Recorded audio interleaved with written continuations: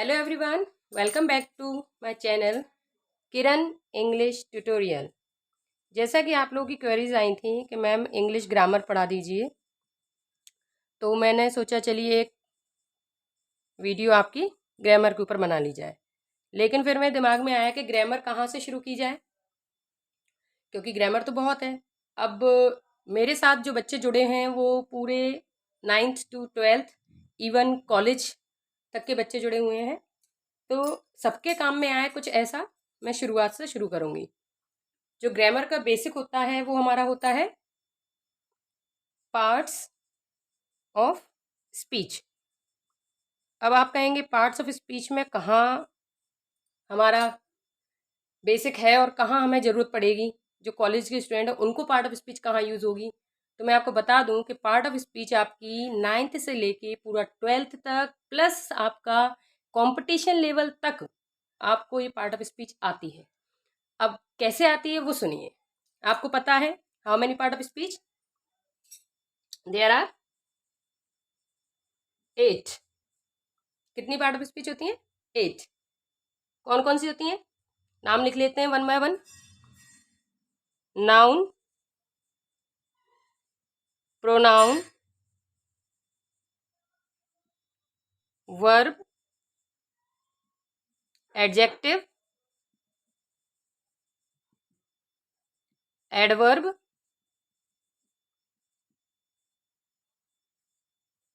Preposition, conjunction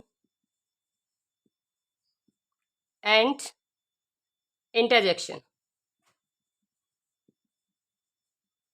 देखिए, अब इनमें जो मेन इंपॉर्टेंट जो पार्ट ऑफ स्पीच हैं जो आपको कंपटीशन लेवल तक आने वाली हैं, और 9 to 12 तो आती ही है, चाहे वो जनरल इंग्लिश वाले बच्चे हों या स्पेशल इंग्लिश वाले हों या सीबीएसई वाले हों या फिर एनसीईआरटी वाले हों, सभी बच्चों के लिए ये जो पार्ट ऑफ स्पीच है उसके कुछ पार्ट 101% उनके एग्जाम में आते हैं। That is noun, verb, adjective, adverb, preposition, conjunction.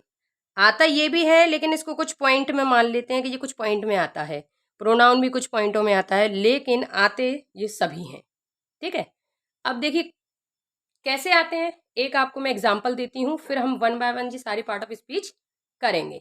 Example के लिए समझ लीजिए, जैसे आपको जो आते हैं पैसेज, अनसीन पैसेज, तो पैसेज में जब आप पूरा पैसेज पढ़ लेते हैं देन उसमें फर्स्ट क्वेश्चन आता है, क्वेश्चन करके कि मेक नाउन ऑफ फॉलोइंग। जो भी आपका वर्ड दिया रहता है उसका आपको क्या बनाना पड़ता है?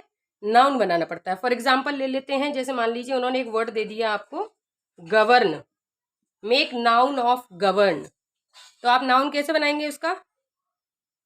गवर्न होता है किसी भी चीज को हैंडल करना, है ना, गवर्न करना यानी राज करना, चलाना किसी चीज को। ठीक है, तो गवर्न हो गया वर्ब, कोई चीज करना। अब गवर्न को हमें नाउन बनाना है। नाउन आपको पता होना चाहिए, noun is the name of person, place और थिंग। किसी भी चीज का नाम हमारा क्या हो जाता है? नाउन। तो जो गवर्न कर रहा है उसका नाम क्या होगा? गवर्नमेंट। तो नाउन इसका क्या हो जाएगा हमारा? गवर्नमेंट। क्लियर? आते हैं ऐसे क्वेश्चन। इसी से वो कह देंगे कि भाई इसी का आप क्या एडजेक्टिव बनाइए, तो एडजेक्टिव आपका क्या हो जाएगा? वेल गवर्न, यानी कि हमें विशेषता बता देनी है अब इसकी, है ना। तो वेल गवर्न कर देंगे हम कि अच्छी तरीके से कोई चीज गवर्न करना, या वर्ड्स गवर्न बहुत बुरे तरीके से गवर्न करना, ये एडजेक्टिव हो जाएगा। क्लियर है? अब एग्जाम्पल के तौर पे मैंने आपको बता दिया कि make noun form of, make adjective form of, make adverb. जैसे एडवर्ब बनाने को आ जाता है, कोई वर्ड आपको उन्होंने दे दिया, मान लीजिए कोई आपने उन्होंने आपको दे दिया पोलाइट, और कह दिए पोलाइट का क्या करिए? एडवर्ब बनाइए, make adverb of polite.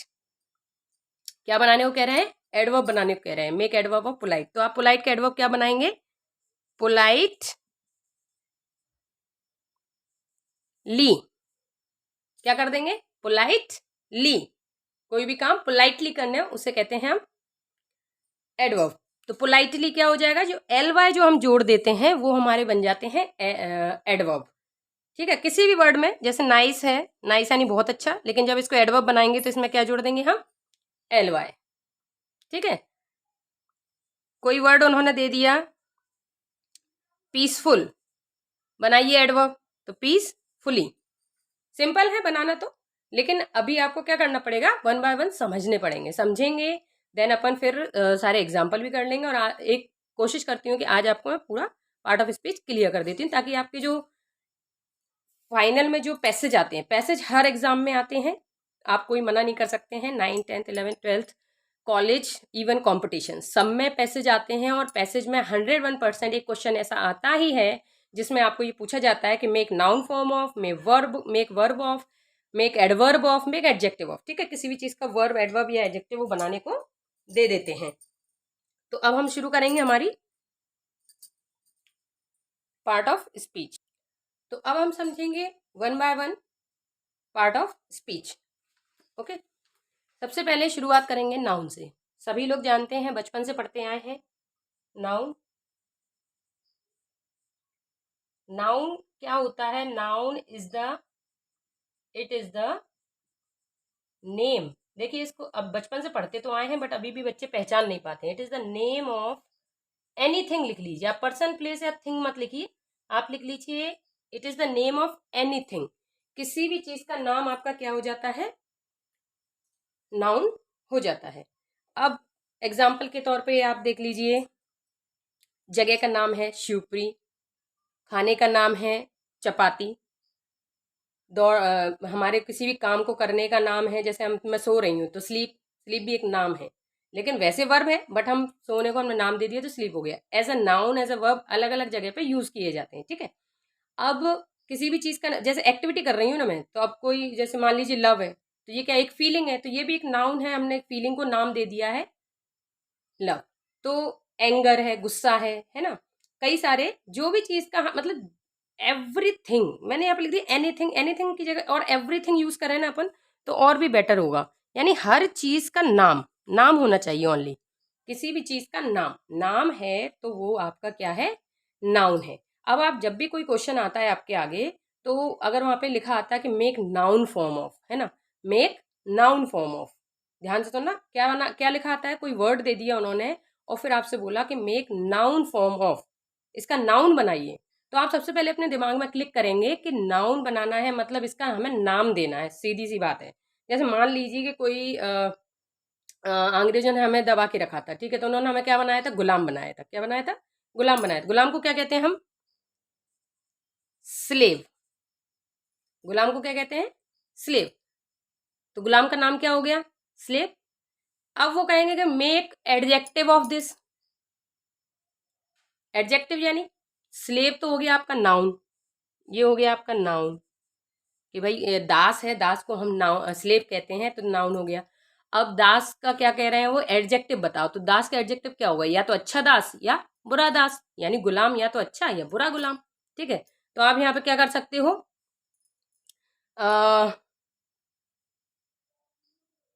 Well slave या वर्स स्लेव, ये हो गया आपका एडजेक्टिव। उसकी विशेषता बता दी आपने स्लेव की, कि स्लेव कैसा है, अच्छा है या बुरा है। अब वो कह रहे हैं कि मेक एडवर्ब ऑफ स्लेव। क्या बनाने वो कह रहे हैं? एडवर्ब। तो आप क्या करेंगे? Slave R Y, slavery. Slavery क्या हो गई? क्वालिटी उसकी, एडवर्ब हो गया ना। क्या कर रहे हैं? दास, दासता कर रहे हैं, किसी की गुलामी कर रहे हैं, तो गुलामी क्या हो गई? उसकी विशेषता, उस नाउन की विशेषता हो गई स्लेवरी, कि वो दासता कर रहा है। क्या हो गया ये? एडवर्ब। स्लेवरी कैसी कैसी स्लेवरी, मतलब क्या कर रहा है वो? गुलाम बना हुआ है, किसी किसी की सेवा कर रहा है, तो वो स्लेवरी हो गया। तो इस तरीके से क्या होता है, एक ही वर्ड के हम अलग अलग चीजें बना लेते हैं, नाउन बना लेंगे, एडजेक्टिव बना लेंगे, एडवर्ब बना लेंगे। ठीक है, तो यहां पर अभी हमारा काम किसका चल रहा था? नाउन का। मान लीजिए उन्होंने वर्ड आपको दे दिया है, उन्होंने आपको वर्ड दे दिया एक, make noun form of young. क्या वर्ड दे दिया? यंग। यंग क्या होता है बताइए जरा? यंग होता है कोई भी नई उम्र का बच्चा, ठीक है, नई उम्र का जवान, युवा। ठीक है। तो यंग, यंग हम क्या करते हैं, हमने उसकी विशेषता बता दी। यंग हमने एडजेक्टिव बोल दिया कि वो कोई भी बंदा है, कोई भी आदमी, वो कैसा है, वो यंग है। ठीक है। अब वो कह रहे हैं मेक नाउन ऑफ यंग। क्या बनाने को कह रहे हैं? नाउन। इसका हमें नाउन बनाना है। तो बनाइए नाउन जरा। क्या बनेगा नाउन इसका? यंग यानी कोई भी जवान व्यक्ति। अब उस जवान व्यक्ति को हम जवान कब कह रहे हैं? यानी उसके अंदर जवानी है। क्या है? जवानी, यानी युवा है वो। तो युवा को हम क्या कहते हैं? जब हमारी युवा पीढ़ी बोलते हैं हम, जो एक जो यंग बंदा होता है उसे यंग कब कहते हैं? जब वो यूथ होता है। तो इसका नाउन क्या बन जाएगा? यूथ। यूथ यानी कि युवा। जो जिसकी युवा एज होती है उसी को हम यंग कहते हैं। जिसकी युवा एज होती है उसी को यंग कहते हैं। ठीक है। जो जवान, जिसमें यूथ होता है, उसी को हम यंग कहते हैं। अगर वो यूथ नहीं है तो वो यंग भी नहीं होगा। क्लियर है? और एग्जांपल ले लीजिए, जैसे रॉयल्टी। रॉयल्टी, रॉयल्टी छोड़ दी, चलो रॉयल्टी से आप, रॉयल्टी नॉर्मल है, रॉयल्टी का रॉयल हो जाएगा। Royalty, royal. पोलाइट का मैं बता चुकी हूँ आपको। जैसे मान लीजिए काइंडनेस दे दिया किसी ने आपको, kindness, make noun of kindness. एक मिनट, काइंडनेस मैं थोड़ा उल्टा कर गई आप लोगों के लिए। यही, ये तो नाउन है, रॉयल्टी नाउन है और रॉयल क्या है? वर्ब है। कोई कैसा व्यक्ति है? रॉयल है, मतलब एडजेक्टिव है, ये क्वालिटी है उस बंदे की कि ये क्या है? वो रॉयल है। और काइंडनेस भी क्या हो गई आपकी?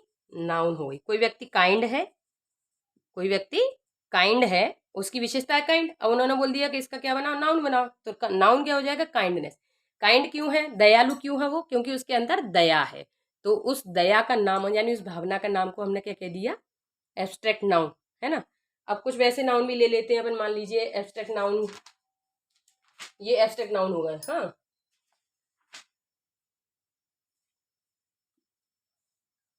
बस है, मान लीजिए बस है। तो बस कंडक्टर किसी ने बोल दिया आपसे कि भाई बस कंडक्टर, वो क्या? Make noun of this. तो बस कंडक्टर अपने आप में ही क्या है? एक नाउन है, क्योंकि किसी व्यक्ति का वो नाम है, किसी पोस्ट का नाम है बस कंडक्टर।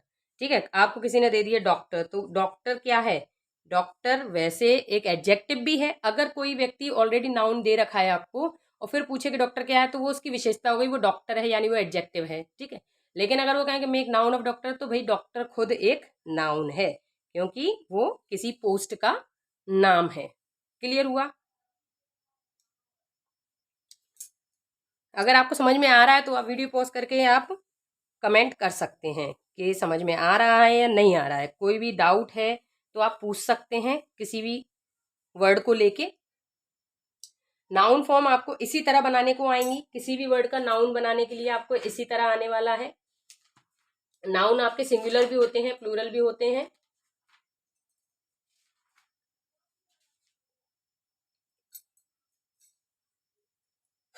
अब मेरे ख्याल से नाउन आपको क्लियर हो चुका होगा, तो शुरुआत कर देते हैं प्रोनाउन से। प्रोनाउन देखो नॉर्मल है, प्रोनाउन में आपको कुछ भी समझने की जरूरत नहीं है।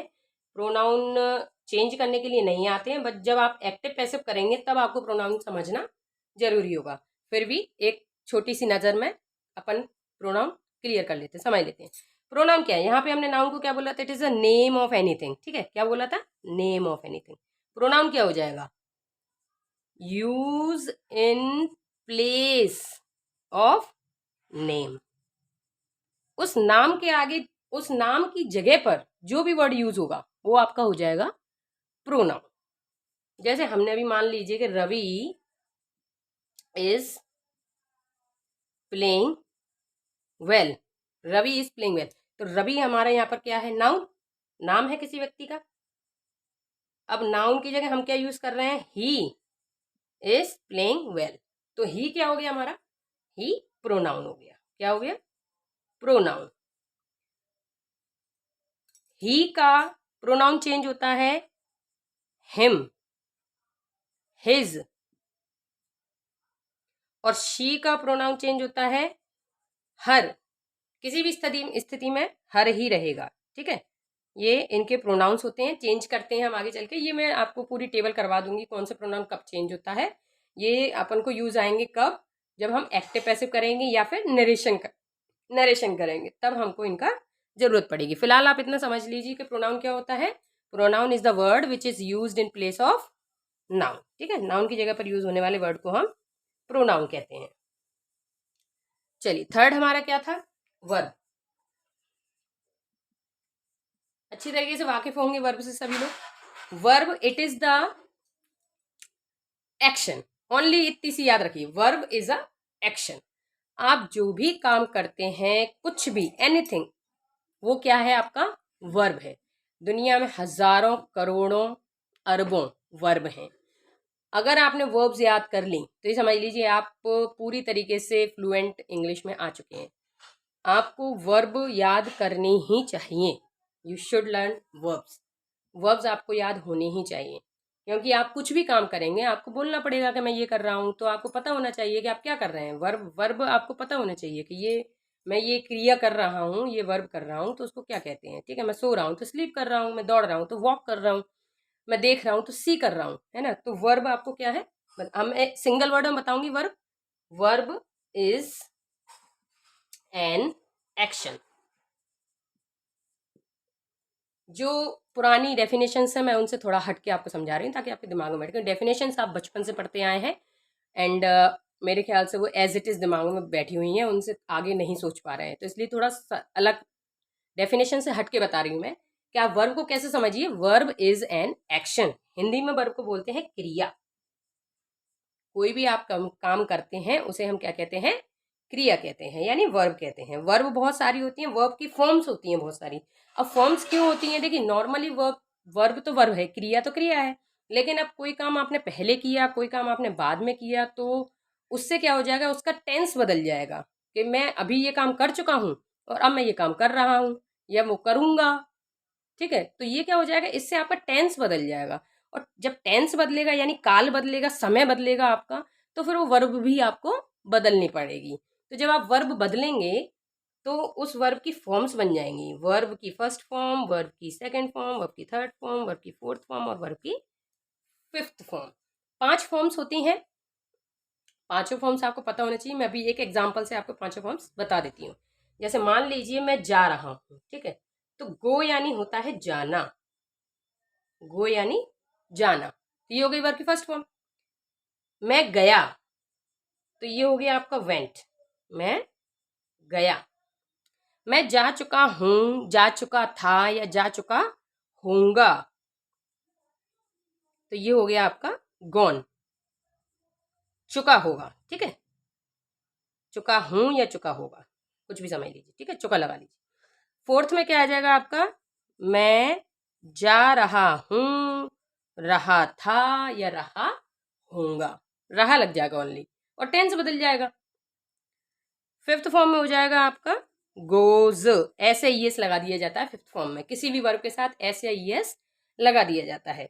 तो ये आपका होता है हैबिचुअल एक्शन। जिस वर्ब में ऐसे ईएस लगा हो और सेंटेंस में यूज हुई है तो वो होते हैं हैबिचुअल एक्शन। हैबिचुअल एक्शन यानी कि देखिए, हैबिचुअल एक्शन यानी जो आप हमेशा करते हैं। हैबिचुअल, मैं पढ़ता हूँ, मैं सोता हूँ, मैं गाता हूँ, मैं खाता हूँ, मैं पीता हूँ, दैट इज हैबिचुअल। यानी एक वर्ड लिख लीजिए आप, मैं पढ़ता हूँ या था या होऊंगा, पढ़ता होऊंगा या पढ़ता रहूंगा, जो भी आप बोलना चाहें, तो ये आपका हो जाता है हैबिचुअल।